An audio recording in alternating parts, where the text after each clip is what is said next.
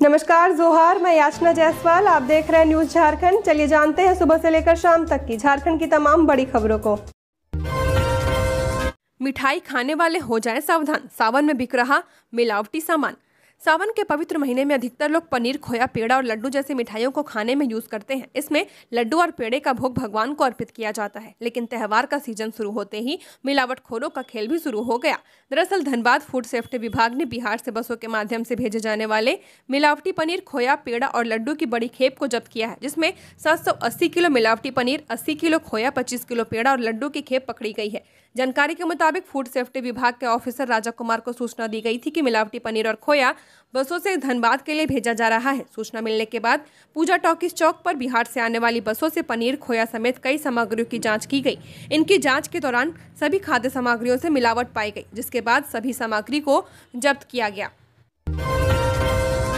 चिलचिलाती धूप में भी बाबा धाम मंदिर पहुंच रहे कांवरिया, 1 लाख से ज्यादा भक्तों के पहुंचने का अनुमान। सावन की दूसरी सोमवार के बाद मंगलवार को भी देवघर बाबा धाम मंदिर में कांवरियों की भीड़ देखने को मिल रही है। हालांकि दूसरी सोमवारी की तुलना में मंगलवार को कांवरियों की भीड़ कम दिखी। देवघर जिला प्रशासन से मिले आंकड़ों के अनुसार दूसरी सोमवारी के मौके पर करीब 4.25 लाख श्रद्धालुओं ने बाबा धाम पर जलाभिषेक किया था। सोमवार को रात्रि के करीब 9 बजे तक श्रद्धालुओं के लिए मंदिर का पट खोलकर रखा गया था। वहीं मंगलवार को सुबह 4:30 बजे पट खोल दिया गया, जिसके बाद लोग लगातार जलाभिषेक कर रहे हैं। मंगलवार को 1 लाख से ज्यादा श्रद्धालुओं द्वारा जलाभिषेक करने का अनुमान है। श्रावणी मेला में गर्मी को देखते हुए जिला प्रशासन की तरफ से श्रद्धालुओं के लिए पानी, इंद्र वर्षा, फव्वारे के साथ साथ कांवरियों के आराम करने के भी इंतजाम किए गए हैं। शहर के विभिन्न जगहों पर विश्रामालय, टेंट सिटी जैसे जगह का विस्तार किया गया है, ताकि ज्यादा से ज्यादा श्रद्धालु जलाभिषेक करने के बाद आराम कर सके। वहीं मंगलवार को मंदिर में पहुंचे श्रद्धालुओं ने कहा कि आज धूप की वजह से श्रद्धालुओं को थोड़ी दिक्कत हो रही है, लेकिन जिला प्रशासन के तरफ से किए गए इंतजाम उन्हें राहत भी पहुंचा रही है। श्रद्धालुओं के लिए पानी के साथ साथ शरबत भी जिला प्रशासन और स्थानीय लोगों के द्वारा दिया जा रहा है, जो चिलचिलाती धूप में कहीं न कहीं भक्तों को आराम महसूस हो रहा है। स्मार्ट मीटर वाले बिजली कंज्यूमर अब हो जाएं अलर्ट। प्रीपेड स्मार्ट मीटर वाले कंज्यूमर पर्याप्त बैलेंस रखें, नहीं तो स्वतः कटेगी बिजली। स्मार्ट मीटर वाले बिजली कंज्यूमर अब अलर्ट हो जाएं। स्मार्ट प्रीपेड मीटर में अब पर्याप्त बैलेंस रखना होगा, नहीं तो बिजली स्वतः कट जाएगी। JBVNL द्वारा रांची एवं धनबाद शहर के सभी प्रीपेड स्मार्ट मीटर उपभोक्ताओं के लिए नोटिस जारी कर सूचना दी जा रही है कि 25 जुलाई से ऑटोमेटिक लाइन डिस्कनेक्शन अभियान प्रारंभ किया जा रहा है। ऐसे सभी उपभोक्ताओं से अनुरोध किया जाता है कि प्रीपेड स्मार्ट मीटर के वॉलेट को रिचार्ज कर पॉजिटिव बैलेंस सुनिश्चित करें। जिन उपभोक्ताओं का मोबाइल नंबर विद्युत कनेक्शन के साथ जुड़ा हुआ नहीं है, वैसे उपभोक्ता के मोबाइल नंबर और व्हाट्सएप नंबर को अपडेट किया जा रहा है। व्हाट्सएप नंबर एवं मोबाइल नंबर अपडेट कराने के लिए JBVNL के टोल फ्री नंबर 1912 एवं संबंधित क्षेत्रीय कार्यालय में संपर्क कर अपडेट कराया जा सकता है। नंबर अपडेट होने के पश्चात उपभोक्ताओं को उनके बिजली बिल सीधे उनके व्हाट्सएप नंबर पर भेजे जाएंगे। व्हाट्सएप नंबर 9431135503 के माध्यम से ही बिजली बिल डाउनलोड भी किया जा सकता है। झारखंड में पेंशनधारियों को राहत, जल्द मिलेगी 3 महीने की बकाया राशि। झारखंड सरकार ने वृद्धा, विधवा और दिव्यांग पेंशनधारियों के लिए एक महत्वपूर्ण राहत की घोषणा की है। राज्य के 11,75,000 पेंशनधारियों को एक साथ 3 महीने का बकाया पेंशन दिया जाएगा, जो वित्तीय वर्ष 2025-26 के अप्रैल माह से लंबित था। इस राशि का वितरण जल्द ही किया जाएगा, क्योंकि केंद्र सरकार ने अपनी हिस्सेदारी की पेंशन राशि राज्य सरकार को उपलब्ध करा दी है, जिससे प्रक्रिया में तेजी आएगी। केंद्र सरकार ने सामाजिक सुरक्षा योजनाओं के तहत अपनी वित्तीय सहायता समय पर उपलब्ध कराकर राज्य सरकार को सहयोग प्रदान किया है। इस सहायता के चलते राज्य सरकार ने पेंशन वितरण प्रक्रिया को तेज करने का निर्णय लिया है, जिसके तहत पेंशनधारियों को अप्रैल, मई और जून 2025 की बकाया राशि एक मुश्त दी जाएगी। इससे उनकी आर्थिक स्थिति में सुधार होगा। इस निर्णय से वृद्धा, विधवा और दिव्यांग पेंशनधारियों में खुशी की लहर है। कई लाभार्थियों ने बताया कि बकाया पेंशन राशि न मिलने के कारण उन्हें आर्थिक कठिनाइयों का सामना करना पड़ रहा था। अब एक मुश्त राशि मिलने से उनकी दैनिक आवश्यकताओं को पूरा करना आसान होगा। विशेषकर ग्रामीण क्षेत्रों में रहने वाले लाभार्थियों के लिए ये राशि एक वरदान के समान है। राज्य सरकार ने पेंशन वितरण में पारदर्शिता लाने के लिए डिजिटल माध्यमों का उपयोग करने का निर्देश दिया है। पेंशन की राशि सीधे लाभार्थियों के बैंक खातों में स्थानांतरित की जाएगी, जिसके लिए जिला प्रशासन को आवश्यक व्यवस्थाएं करने के लिए कहा गया है। बंगाल की खाड़ी में सिस्टम हुआ एक्टिव। आज और कल हल्की बारिश के आसार, फिर 2 दिन जमकर बरसेंगे बादल। झारखंड में मानसून एक बार फिर सक्रिय हो चुका है। बंगाल की खाड़ी में बने निम्न दबाव के क्षेत्र का असर अब राज्य के मौसम पर साफ दिखने लगा। मौसम विभाग ने राज्य में अगले 2 दिनों तक हल्की बारिश की संभावना जताई है, लेकिन गुरुवार और शुक्रवार को भारी बारिश का अलर्ट जारी किया गया है। मौसम विभाग के अनुसार आज मंगलवार को राज्य के कई हिस्सों में रुक रुक कर बारिश हो रही है। वहीं कल बुधवार को रांची, जमशेदपुर, धनबाद, बोकारो, देवघर, दुमका समेत कई जिलों में बादल छाए रहेंगे। कुछ इलाकों में रुक रुक कर हल्की बारिश हो सकती है। इस दौरान दिन के तापमान में गिरावट दर्ज की जाएगी और उमस भी राहत मिलेगी। भारतीय मौसम विभाग के मुताबिक बंगाल की खाड़ी में बने लो प्रेशर सिस्टम के कारण नमी वाली हवाएं राज्य की ओर तेजी से बढ़ रही हैं। इसका असर गुरुवार से दिखने लगेगा और राज्य के पूर्वी, उत्तरी और मध्य भागों में भारी बारिश हो सकती है। खासकर पश्चिमी सिंहभूम, सरायकेला, खरसावां, रांची, रामगढ़, खूंटी, गुमला, लातेहार, चतरा और पलामू में जल जमाव जैसी स्थिति बनने की संभावना है। रांची में 1 अगस्त से महंगी होगी जमीन और फ्लैट की खरीद, दरों में 10% तक की बढ़ोतरी संभव। रांची और आसपास के क्षेत्रों में जमीन या फ्लैट खरीदना आगामी 1 अगस्त से महंगा होने वाला है। जिला निबंधन कार्यालय द्वारा नई सरकारी मूल्यांकन दरें लागू करने की प्रक्रिया प्रारंभ कर दी गई है। अनुमान है कि नई दरों के लागू होने के बाद संपत्ति की कीमतों में औसतन 8 से 10% तक की वृद्धि हो सकती है। वहीं कुछ प्रमुख और विकसित इलाकों में ये बढ़ोतरी 10 से 12% तक पहुंच सकती है। नई दरें रांची नगर निगम क्षेत्र के सभी 53 वार्डों और 13 मौजा में प्रभावी होंगी। हालांकि 31 जुलाई तक पुराने दर पर ही जमीन और फ्लैट की रजिस्ट्री संभव होगी। सूत्रों के अनुसार प्रशासन ने उन क्षेत्रों की पहचान कर ली है जहां मूल्य वृद्धि संभावित है और वहां की प्रारंभिक तैयारी की जा रही है।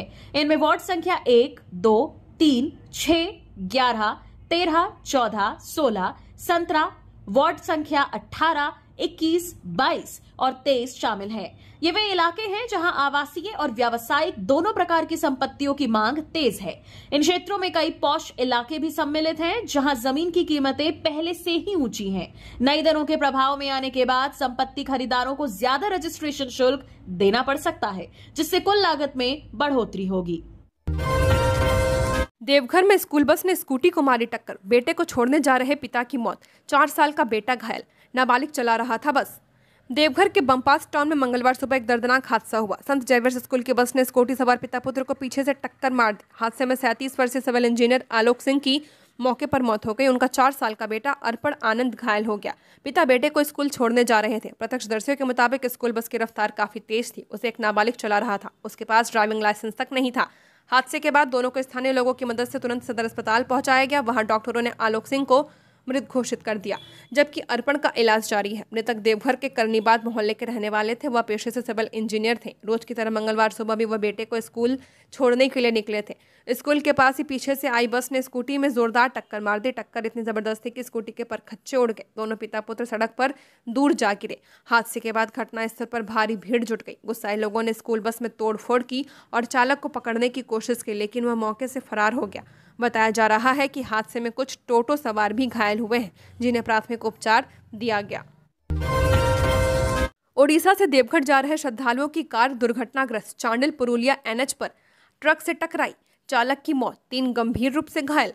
चांडिल पुरुलिया राष्ट्रीय राजमार्ग संख्या 32 पर मंगलवार सुबह एक बड़ा सड़क हादसा हुआ। यह हादसा पितकी गांव के पास उस समय हुआ जब एक कार और ट्रक की आमने सामने जोरदार टक्कर हो गई। हादसे में कार चालक की मौके पर मौत हो गई, जबकि कार में सवार 3 अन्य यात्री गंभीर घायल हो गए। सभी लोग ओडिशा से झारखंड के देवघर स्थित बाबा धाम मंदिर दर्शन के लिए जा रहे थे। मृतक की पहचान ओडिशा के बरगढ़ जिले के बरबली थाना क्षेत्र निवासी संजय मिहिर के रूप में की गई है। वहीं घायलों में संजीव साहू, रोहित मिहिर और राजीव महाकुट शामिल हैं। ये सभी श्रद्धालु एक साथ बाबा बैजनाथ धाम की यात्रा पर निकले थे। हादसा सुबह करीब 5 बजे हुआ। टक्कर इतनी भीषण थी कि कार का अगला हिस्सा पूरी तरह चकनाचूर हो गया। दुर्घटना की सूचना मिलते ही चांडिल और निमलिया थाने की पुलिस घटनास्थल पर पहुंची। स्थानीय ग्रामीणों की मदद से घायलों को कार से बाहर निकालकर चांडिल अनुमंडलीय अस्पताल पहुंचाया गया। राजभवन के पास से हटेगा धरना स्थल, अब इस नए जगह पर प्रदर्शन करेंगे लोग। राजधानी रांची में राजभवन के समक्ष यानी जाकिर हुसैन पार्क के पास बने धरना स्थल पर अब किसी प्रकार का कोई प्रदर्शन नहीं होगा। दरअसल प्रदर्शन स्थल को जाकिर हुसैन पार्क के पास से दूसरी जगह पर शिफ्ट किया जाएगा। जिला प्रशासन और नगर निगम ने जाकिर हुसैन पार्क से थोड़ी दूरी पर स्थित वेजिटेबल मार्केट के एक हिस्से को धरना स्थल बनाने का फैसला किया है। 3 से 4 दिनों के भीतर धरना स्थल जाकिर हुसैन पार्क के पास से वेजिटेबल मार्केट के पास शिफ्ट कर दिया जाएगा। उपायुक्त मंजुनाथ भंजंत्री के निर्देश पर कल सोमवार को एसडीओ उत्कर्ष कुमार ने जाकिर हुसैन और वेजिटेबल मार्केट का निरीक्षण किया। इसके बाद वहां लगने वाले वाहनों को एक जगह व्यवस्थित कर धरना के लिए जगह चिन्हित करने को कहा गया। अब 3 से 4 दिनों के भीतर वेजिटेबल मार्केट के पास जनता अपनी मांगों को लेकर धरना प्रदर्शन करती नजर आएगी। इस संबंध में एसडीओ उत्कर्ष ने बताया कि पिछले 15 दिनों से धरना स्थल को शिफ्ट करने की प्रक्रिया चल रही है। इसके लिए जाकिर हुसैन पार्क से कचहरी चौक तक निगम और जिला प्रशासन द्वारा संयुक्त अभियान चलाया गया था। झारखंड हाईकोर्ट के नवनियुक्त चीफ जस्टिस तरलोक सिंह चौहान पहुंचे रांची, कल लेंगे शपथ। झारखंड हाईकोर्ट के नवनियुक्त चीफ जस्टिस तरलोक सिंह चौहान आज विमान से बिरसा मुंडा एयरपोर्ट पहुंचे हैं, जहां जस्टिस तरलोक सिंह चौहान कल हाईकोर्ट के चीफ जस्टिस के रूप में शपथ लेंगे। राज्यपाल उन्हें पद एवं गोपनीयता की शपथ दिलाएंगे। शपथ ग्रहण समारोह कल राजभवन में सुबह 10 बजे होना है। बता दें कि अभी झारखंड हाईकोर्ट में वरिष्ठ जस्टिस सुजीत नारायण प्रसाद झारखंड हाईकोर्ट के एक्टिंग चीफ जस्टिस के रूप में काम कर रहे हैं। उन्होंने पूर्व मुख्य न्यायाधीश MS रामचंद्र राव के त्रिपुरा ट्रांसफर के बाद एक्टिंग चीफ जस्टिस का पदभार संभाला है। कोचिंग संस्थानों पर शिकंजा कसेगी झारखंड सरकार, इस दिन पारित होगा विधेयक, अभिभावकों को भी करना होगा ये काम। राज्य सरकार कोचिंग संस्थानों के नियम के लिए झारखंड कोचिंग सेंटर विधेयक 2025 पेश करेगी। उच्च एवं तकनीकी शिक्षा विभाग 24 जुलाई को होने वाली राज्य मंत्रिपरिषद की बैठक में इसका प्रस्ताव रखने की तैयारी कर रहा है। कैबिनेट की मंजूरी मिलने के बाद विधेयक को झारखंड विधानसभा के मानसून सत्र में रखा जाएगा। प्रस्तावित विधेयक के प्रावधानों के अनुसार जिला स्तर पर जिला कोचिंग सेंटर नियामक समिति और राज्य स्तर पर झारखंड कोचिंग सेंटर नियामक समिति का गठन किया जाएगा। सभी कोचिंग संस्थानों को इस समिति में पंजीकरण या स्थापना के लिए आवेदन करना होगा। समिति आवेदन को स्वीकृत या अस्वीकृत कर सकेगी। इसके अलावा छात्रों और अभिभावकों की शिकायतों के निपटारे के लिए जिला और राज्य स्तर पर एक प्रकोष्ठ का भी गठन किया जाएगा। जो संस्थान पहले से संचालित है उन्हें कानून लागू होने के 6 महीने के भीतर पंजीकरण के लिए आवेदन करना होगा। समिति 2 महीने के भीतर इस पर निर्णय लेगी। न्यूनतम 50 छात्रों वाले कोचिंग संस्थान इस कानून के दायरे में आएंगे। गुमला में स्वतंत्रता दिवस की तैयारियों को लेकर डीसी एसपी ने की समीक्षा बैठक, दिए कई निर्देश।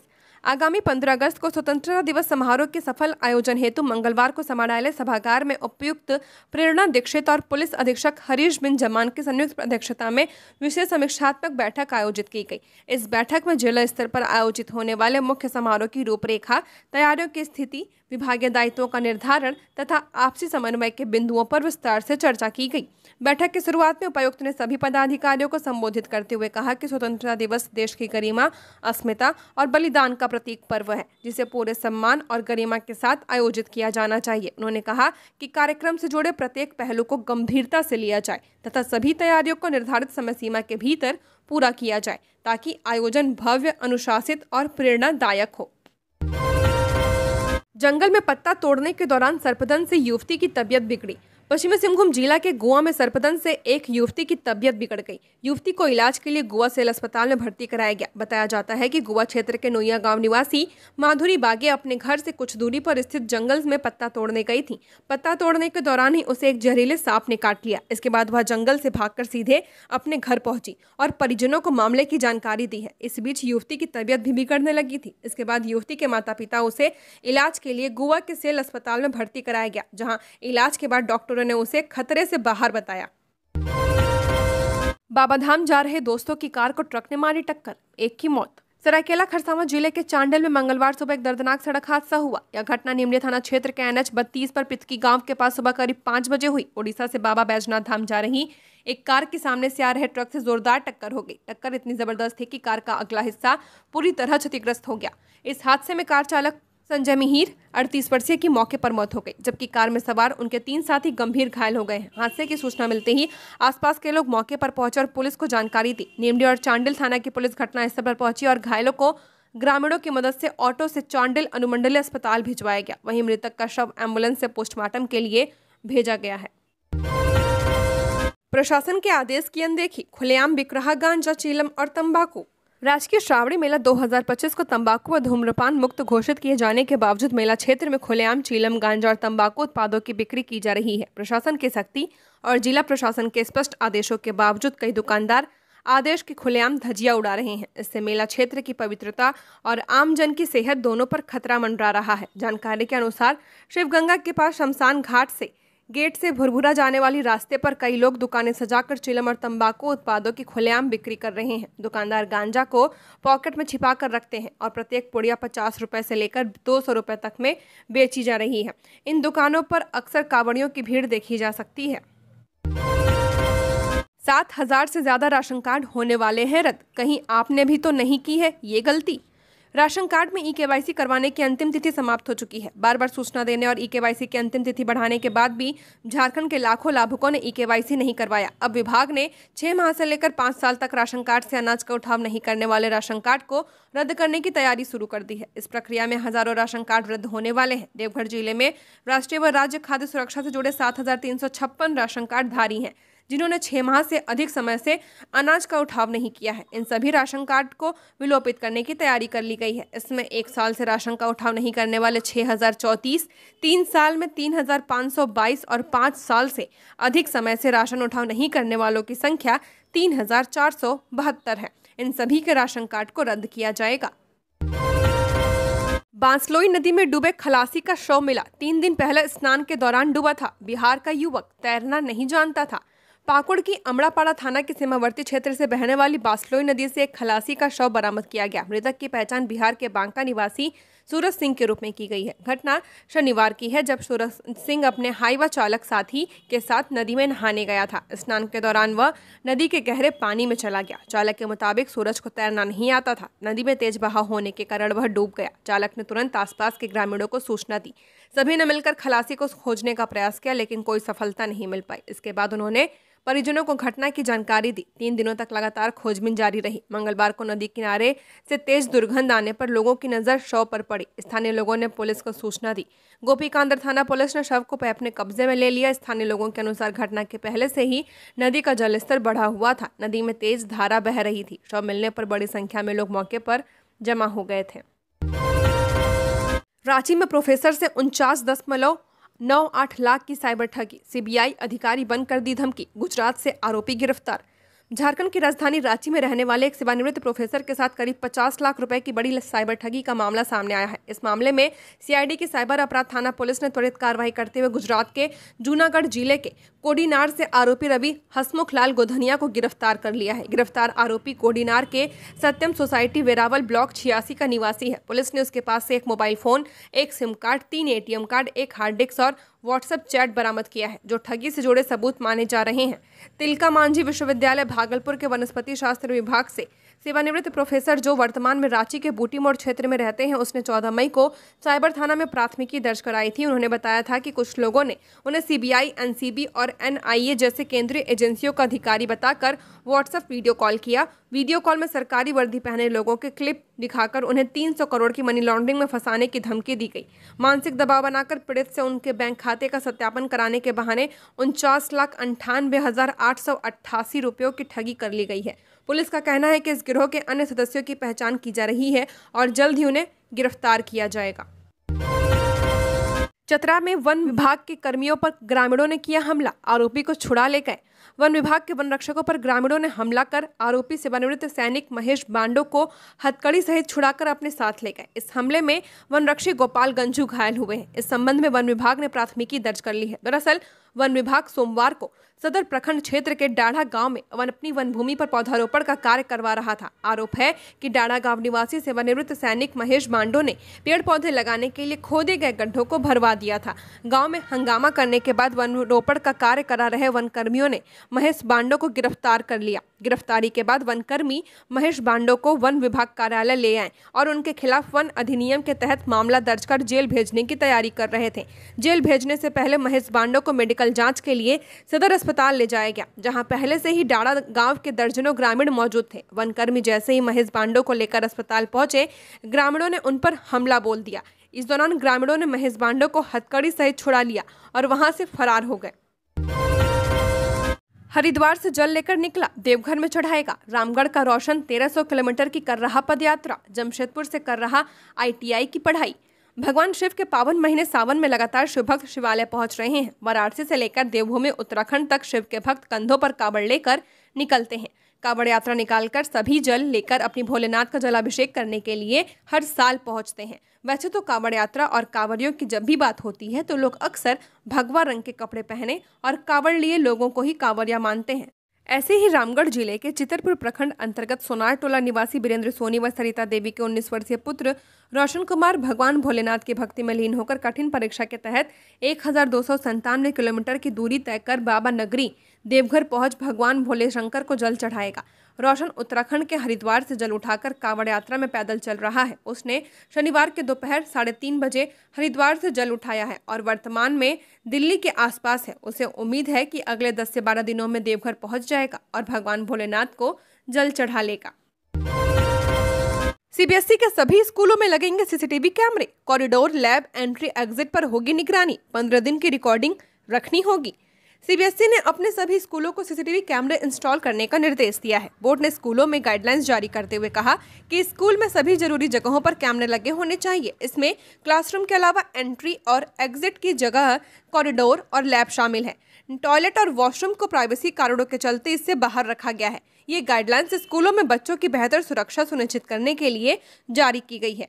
बोर्ड का कहना है कि इससे स्कूल में बुलिंग और अब्यूज जैसी घटनाओं पर भी नजर रखी जा सकेगी। सीबीएसई का निर्देश है कि सभी कैमरे वर्किंग कंडीशन में होने चाहिए और इनमें कम से कम 15 दिन की रिकॉर्डिंग रहनी चाहिए। इससे बच्चों को किसी भी तरह की शिकायत करने के लिए एक टाइम फ्रेम मिल जाएगा। स्कूल प्रशासन भी समय रहते मामलों की जांच कर पाएंगे। स्कूलों को यह भी निर्देश दिया गया है कि वे खुद भी समय समय पर सीसीटीवी कैमरे के फुटेज चेक करते रहें ताकि स्कूल प्रीमाइज में होने वाले किसी भी गड़बड़ी को समय रहते पकड़ा जा सके। बीएसएल की बड़ी कार्रवाई। मारुति शोरूम द्वारा कब्जाई गई सरकारी जमीन को कराया गया खाली। 500 पेड़ लगाने की योजना।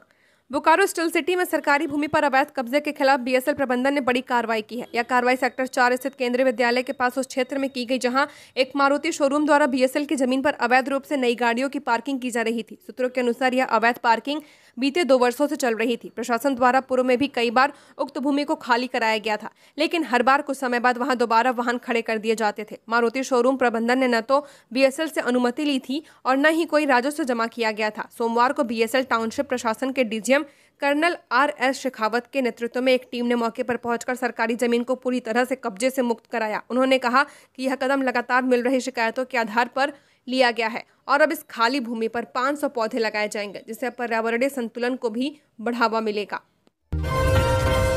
सहायक आचार्य भर्ती में पारदर्शिता पर सवाल। 1173 अभ्यर्थियों का रिजल्ट रोका। जेएसएससी कार्यालय के बाहर प्रदर्शन।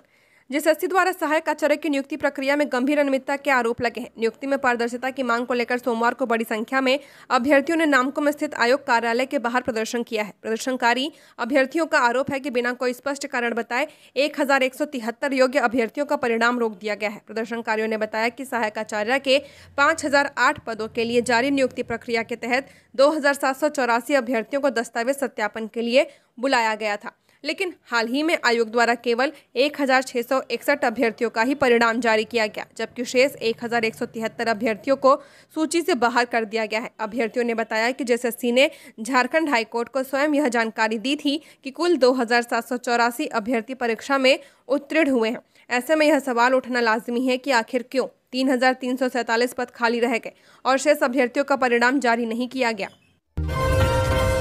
2 अगस्त को रांची में प्रथम राज्य स्तरीय जूनियर एवं सब जूनियर पारा एथलेटिक्स चैंपियनशिप 2025 सह चयन trial. Paralympic committee of Jharkhand के तत्वाधान में प्रथम राज्य स्तरीय जूनियर एवं सब जूनियर पारा एथलेटिक्स चैंपियनशिप 2025 का आयोजन प्रैक्टिस ग्राउंड खेलगांव में 2 अगस्त 2025 को आयोजित किया जाएगा। इस प्रतियोगिता में अलग अलग खेलों को शामिल किया गया है। इनमें ट्रैक इवेंट और field event, shot put, javelin throw, long jump, high jump, club throw शामिल है। पैरालंपिक कमेटी ऑफ झारखंड के अध्यक्ष जटाशंकर चौधरी के अनुसार इस चयन ट्रायल के माध्यम से चयनित प्रतिभागी 22 से 24 अगस्त तक हरियाणा में इंडियन पैरालंपिक एसोसिएशन द्वारा आयोजित राष्ट्रीय प्रतियोगिता में झारखंड राज्य का प्रतिनिधित्व करेंगे। इस चैंपियनशिप का उद्देश्य झारखंड के जूनियर एवं सब जूनियर पारा खिलाड़ियों को एक उपयुक्त मंच प्रदान कर उनकी प्रतिभा को पहचानना और उन्हें राष्ट्रीय स्तर पर प्रतिस्पर्धा का अवसर देना है। इस चयन ट्रायल में झारखंड के सभी 24 जिलों के शैक्षणिक विभाग, प्रखंड शिक्षा कार्यालय, राजकीय विद्यालय, कॉलेज, पब्लिक स्कूल एवं विशेष विद्यालयों के पात्र दिव्यांग छात्र छात्राओं को मौका दिया जाएगा। हावड़ा नई दिल्ली पूर्व सुपरफास्ट एक्सप्रेस ट्रेन से अवैध शराब बरामद। 18 लीटर विस्की और 24 कैन बियर जब्त। बिहार ले जाने की थी तैयारी। चितरंजन रेलवे स्टेशन पर जीआरपी ने हावड़ा नई दिल्ली पूर्व सुपरफास्ट एक्सप्रेस से अवैध शराब पकड़ी है। टीम ने बंगाल ब्रांड की 18 लीटर विस्की और 24 कैन बियर जब्त किए हैं। यह शराब बिहार ले जाई जा रही थी। जीआरपी प्रभारी अरुण सिंह के अनुसार यह कार्रवाई श्रावणी मेले को देखते हुए की गई है। मेले के दौरान रेलवे स्टेशनों पर सुरक्षा बढ़ा दी गई है। पुलिस विशेष जांच अभियान चला रही है। जीआरपी अवैध शराब और अन्य गैरकानूनी गतिविधियों पर लगाम लगाने के लिए लगातार काम कर रही है। पुलिस इस मामले में शामिल लोगों की तलाश में जुटी हुई है। स्थानीय लोगों ने इस कार्रवाई का समर्थन भी किया है। आईएएस घोलप रमेश को मिलेगा प्रमोशन। भारतीय प्रशासनिक सेवा के अधिकारी घोलप रमेश गोरख को विशेष सचिव में प्रमोशन मिलेगा। इस संबंध में संचिका बढ़ाई गई है। 2012 बैच के अपर सचिव रैंक के अधिकारी के विशेष सचिव में प्रमोशन देने के लिए उच्च स्तर पर बैठक भी हो चुकी है। जल्द ही सीएम की सहमति के बाद प्रमोशन की अधिसूचना जारी कर दी जाएगी। लोगों को मिलेगी बड़ी राहत। 15 अगस्त तक शुरू हो जाएंगे कांटाटोली फ्लाईओवर के दोनों ओर के रैंप। काम अंतिम चरण में। 10 महीने पहले शुरू हुए कांटाटोली फ्लाईओवर को लेकर एक और बड़ी राहत वाली खबर है। खादगड़ा बस स्टैंड के पास दोनों ओर बनाए जा रहे रैंप का निर्माण अब अंतिम चरण में पहुंच चुका है। 15 अगस्त तक ये दोनों रैंप शुरू हो जाएंगे। इनके शुरू हो जाने के बाद प्रतिदिन हजारों लोगों को बड़ी राहत मिलेगी। यह रैंप प्रोजेक्ट में पहले से शामिल था, मगर पहले चरण में फ्लाईओवर को शुरू कर दिया गया। इसके बाद रैंप निर्माण का कार्य शुरू हुआ था, जो अब महज 10 महीने में पूरे होने की स्थिति में पहुंच चुका है। मालूम हो कि कांटाटोली फ्लाईओवर का उद्घाटन मुख्यमंत्री हेमंत सोरेन ने 4 अक्टूबर 2024 को किया था। पूर्व पार्षद असलम के भाइयों के घर व संपत्ति की होगी कुर्की जब्ती। कोर्ट ने दिया आदेश। युवक पर जानलेवा हमला करने के आरोपी रांची के हिंदपीढ़ी के पूर्व पार्षद असलम के भाइयों मोहम्मद अकबर उर्फ मुन्ना, मोहम्मद अकरम उर्फ राजू और मोहम्मद दिलावर के घर और संपत्ति की कुर्की जब्ती होगी। रांची सिविल कोर्ट के सीजीएम के कोर्ट ने हिंदपीढ़ी थाना की पुलिस के आवेदन पर यह आदेश दिया है। बता दें कि मोहम्मद अकबर उर्फ मुन्ना, मोहम्मद अकरम उर्फ राजू और मोहम्मद दिलावर अब तक पुलिस की गिरफ्त से बाहर हैं। वहीं पूर्व वार्ड पार्षद मोहम्मद असलम और उसके एक भाई आसिफ ने पिछले महीने रांची सिविल कोर्ट के सीजीएम की कोर्ट में सरेंडर किया था, जिसके बाद से दोनों को न्यायिक हिरासत में रखा गया है। असलम और आसिफ ने रांची सिविल कोर्ट से बेल मांगी थी, लेकिन कोर्ट दोनों आरोपियों को बेल देने से इनकार कर चुकी है। एक्टिंग चीफ जस्टिस को एडवोकेट एसोसिएशन ने दी बधाई। झारखंड हाईकोर्ट के acting chief justice Sujit Narayan Prasad को हाईकोर्ट के वकीलों ने बधाई एवं शुभकामनाएं दी हैं। मंगलवार को एक्टिंग चीफ जस्टिस के कार्यभार संभालने के बाद एडवोकेट एसोसिएशन के अध्यक्ष रितु कुमार, महासचिव नवीन कुमार एवं अन्य कार्यकारिणी सदस्य समेत हाईकोर्ट के अन्य अधिवक्ताओं ने उन्हें शुभकामनाएं दी। बता दें कि हाईकोर्ट के नए मुख्य न्यायाधीश तारकुल सिंह चौहान बुधवार को शपथ ग्रहण करेंगे। निवर्तमान chief justice MS Ramchandra Rao का तबादला त्रिपुरा हाईकोर्ट कर दिया गया है, इसलिए फिलहाल जस्टिस सुजीत नारायण प्रसाद को एक्टिंग चीफ जस्टिस नियुक्त किया गया है। कड्रू आरओबी के ऊपर से ओवरब्रिज बनाने की योजना पर विचार, इंजीनियर कर रहे सर्वे। राज्य सरकार ने रांची के कड्रू आरओबी के ऊपर से एक और पुल बनाने की योजना पर काम करने का निर्देश अधिकारियों को दिया है। राज्य सरकार के निर्देश पर पथ निर्माण विभाग के इंजीनियरों ने इसका प्रारंभिक सर्वे भी करना शुरू कर दिया। कंसल्टेंट से भी सलाह ली जा रही है। होटल युवराज पैलेस के आगे से इस पुल को उठाने और कड्रू आरओबी के ऊपर होते हुए ब्रिज के बाद रैंप बनाकर उतारने की एक योजना पर विचार चल रहा है। दोनों ओर अप और डाउन रैंप कैसे निकाले जाएं, इस पर इंजीनियर मंथन कर रहे हैं। वहीं दूसरी तरफ तपोवन मंदिर के पास भी ब्रिज उठाने की दिशा पर भी विचार चल रहा है। यहां पर नगर विकास विभाग द्वारा एक छोटा पुल बनाया गया है। इसी के पास से इस ब्रिज को उठाने पर बात चल रही है। हालांकि रास्ता कहां से निकला जाए, इस बात पर थोड़ी परेशानी हो रही है। इंजीनियरों की टीम लगातार स्थल निरीक्षण कर रही है और दोनों विकल्पों पर विमर्श कर रही है। झारखंड की और खबरों के लिए बने रहिए हमारे साथ। हमारे चैनल न्यूज़ झारखंड पर चैनल को सब्सक्राइब करें, साथ बेल आइकन को प्रेस करें। नमस्कार।